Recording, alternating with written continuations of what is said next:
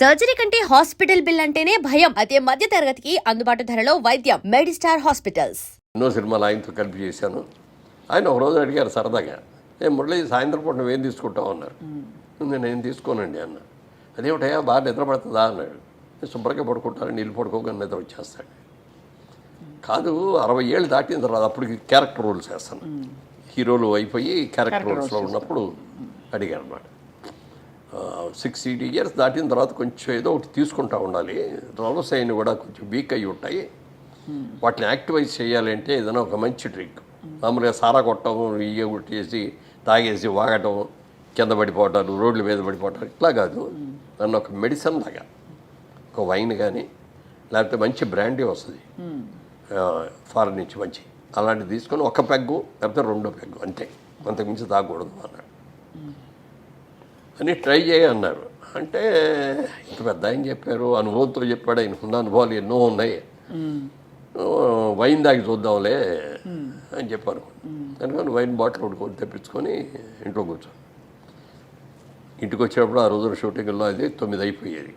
లేకపోతే బయటకు వెళ్ళినా ఇట్లా 9 ఈజీగా అయ్యేది.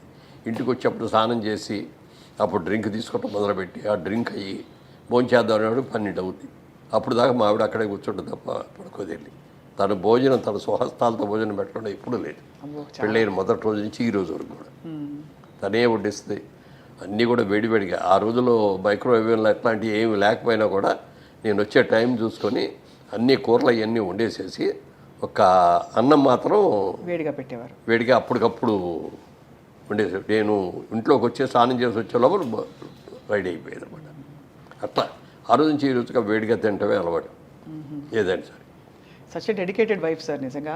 అండ్ ఎంత నమ్మకంగా మిమ్మల్ని మీ వెంటే ఉండి మిమ్మల్ని నమ్మకంతో అంటే ఇండస్ట్రీలో ప్రోత్సహించడం అంటే సార్ వైఫ్ సపోర్ట్ లేండే మనకు అన్ని రంగాల్లో పార్ట్నర్ సపోర్ట్ ఉండాలి. నువ్వు ఎంత సంపాదించినా ఎంత కీర్తి ప్రతిష్ట ఇంటికి వచ్చేటప్పుడు హ్యాపీగా లేకపోతే ఎంతకంటే దరిద్రం ఇంకోటి ఉండదు. ఎన్నో ఈ ఫ్యామిలీస్లో చూశాను నేను ఇట్లాంటివి కూడా.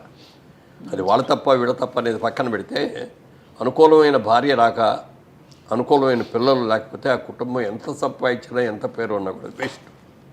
అవును సార్. నా అదృష్టం నన్ను దేవుడు పూజ చేయటం మూలంగా కానీ తల్లిదండ్రులు నాకు ఇచ్చిన శిక్షణ మూలంగా కానీ అలాగే నన్ను ఇంట్రడ్యూస్ చేసిన ప్రొడ్యూసర్ మూలంగా కానీ నన్ను దారిలో పెట్టి అభివృద్ధి చేసిన దాసర గారి మూలంగా కానీ ఎవరైనా సరే వీళ్ళందరూ కూడా నాకు ఒక క్రమశిక్షణని బాగా నేర్పారు. ఎలా ఉండాలో నేర్పారు, ఎలా ఉండకూడదో కూడా నేర్పారు. అందుకని నాగేశ్వరరావు గారు అంత ట్రైన్ చెప్పాడు, ట్రై చేద్దామని అని ట్రై చేసే కానీ నాకు అలవాటు కుదరలేదు. అదే అలవాటు. వారం 24 రోజులు ట్రై చేశానే కుదరలేదు. మనకు కుదిరేకపోతుంది కానీ వదిలేసాం. తర్వాత ఎప్పుడు మేడం 1 నెల అయిన తర్వాత నాగేశ్వరరావు ఏంటి ఇది మనం తీసుకుంటున్నావు అయినాను. లేదండి నాకు పర్లేదండి అది అన్న. తర్వాత అన్నాం కానీ తర్వాత మెల్లమెల్లగా ఏదో పార్టీస్ ఇప్పుడు నాగేశ్వరరావు బర్త్డే అనుకో ఆ రోజున పార్టీ ఇచ్చేవారు.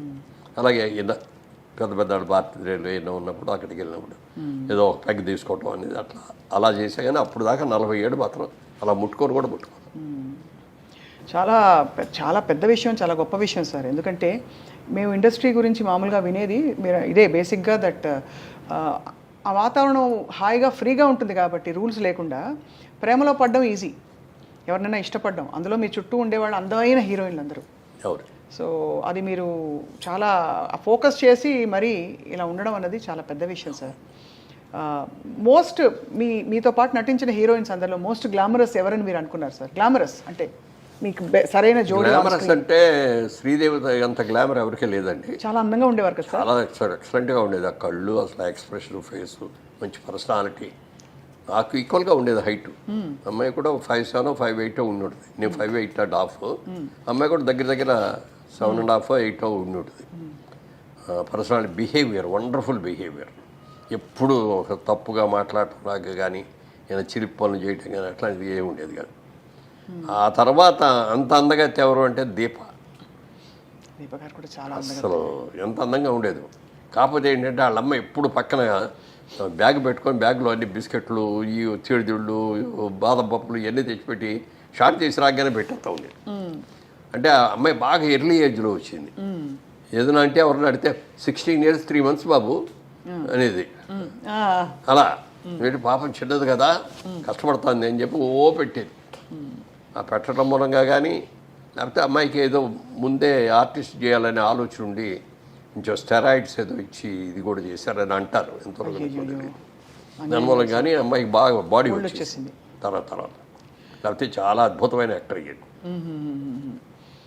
జయసుధ గారు యశోద్ గారు ఇట్స్ ఏ ఫ్యామిలీ లేడీ. అదే అదే ఇక అందులో సినిమా యాక్టర్ లాగా ఉండదు. ఆవిడతో నటిస్తా అంటే రియల్ క్యారెక్టర్తో నటిస్తాం అనే ఫీలింగ్ వస్తుంది తప్ప సినిమా యాక్టర్ లాగా ఆవిడ నటించడం కూడా అలాగే చేస్తుంది. ఇప్పుడు మిగిలిన వాళ్ళు కొంతమంది చేసే దాంట్లో ఆర్టిఫిషియాలిటీ ఉంటుంది, అంతవరకే ఉండు, టచ్ అవ్వకూడదు, ముట్టుకోకూడదు అన్న లెవెల్లో ఉంటుంది. అవన్నీ ఉండేవి సార్ ఆంక్షలు, అంటే హీరోయిన్లు చెప్పేవారా? అప్పుడు లేదు, అప్పటికి లేదు. కానీ నాగేశ్వరరావు గారు వెంకటరామారావు గారు చేసే రోజుల్లో ఉండేవి.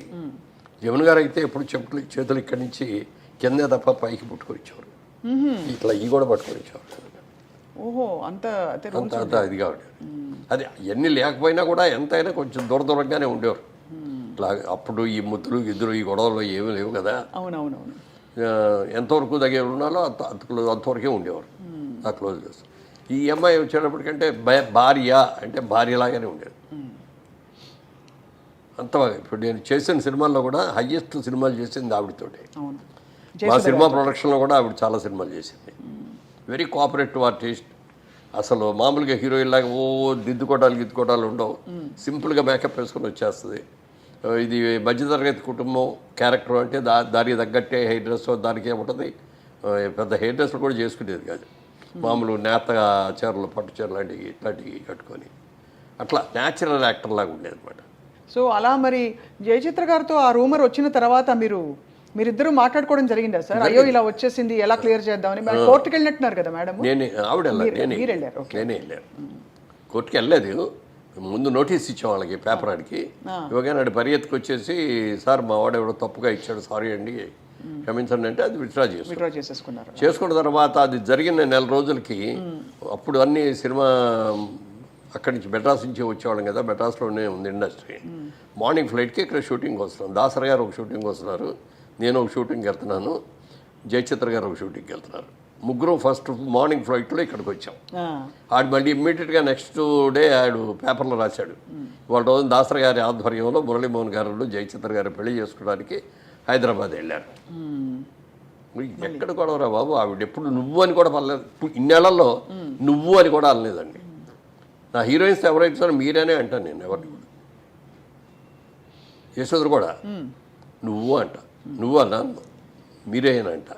కాబట్టి ఏంటంటే జయసేత్తో క్లోజ్ ఏంటంటే I treat her as my sister, అందుకని బాగా క్లోజ్గా ఉంటాం. అప్పుడప్పుడు నువ్వు అనుకోవచ్చేమో, కానీ మిగిలిన వాళ్ళు ఎవరితో కూడా నువ్వు అనే మాట అన్నాను నేను. చాలా డిస్టర్బింగ్ సార్ ఇవన్నీ. అంటే పబ్లిక్ ఇమేజ్ అందులో కొంచెం మనం అన్నిటికీ ఎఫెక్ట్ అవుతా ఉంటాం. ఇప్పుడైతే సోషల్ మీడియాలో ఎడపడ రాస్తున్నారు, నోటికి వచ్చినట్టు రాసేస్తారు. దాసరి గారు అద్దాల మేడ సినిమా చేసేటప్పుడు ఓ డైలాగ్ రాశారు. దాంట్లో సినిమా వాళ్ళు మనందరం కూడా అద్దాల మేడల్లో ఉంటాం, మనం చేసిన ప్రతి పని కూడా భూతద్దాల్లో మనం చూస్తూ ఉంటారు వాళ్ళు. మనం తప్పు చేసినా ఒప్పు చేస్తే బాగుందంటారు, మెచ్చుకుంటారు. తప్పు చేస్తే మాత్రం రాళ్ళు విసిరి కొడతారు, మన అద్దాలు పగిలిపోతాయి, మన బతుకు బజారు పాలైపోతుంది అని ఆ డైలాగ్ ఎంత బాగా నచ్చిందో నాకు. ఆ డైలాగు దాన్ని తూచా తప్పకుండా పాటించాను.